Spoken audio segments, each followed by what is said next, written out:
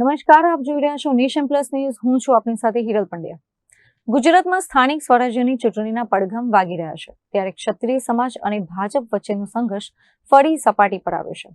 ક્ષત્રિય મહિલા અગ્રણી પદ્મિની બા વાળાએ એક વિડીયો સંદેશ જાહેર કરીને ભાજપ વિરુદ્ધ મતદાન કરવાની અપીલ કરી છે. ગુજરાતમાં ચૂંટણીનો માહોલ જામ્યો છે, ત્યારે ક્ષત્રિય અસ્મિતાની લડાઈ ફરી તેજ બની છે. ક્ષત્રિય અગ્રણી પદ્મિની બા વાળાએ સોશિયલ મીડિયાના માધ્યમથી સમાજની મહિલાઓને જાગૃત કરવા હાકલ કરી છે.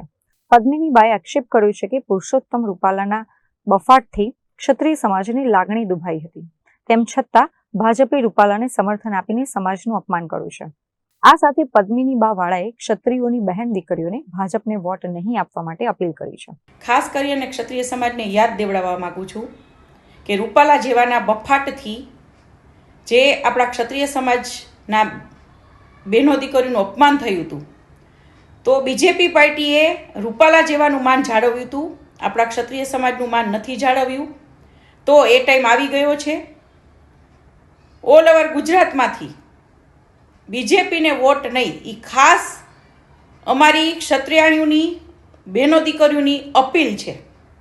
અને આના માટે ઓલ ઓવર ગુજરાતમાં અમે બહેનો દીકરીઓ ભ્રમણ કરશું અને અપીલ કરશું કે બીજેપીને વોટ નહીં.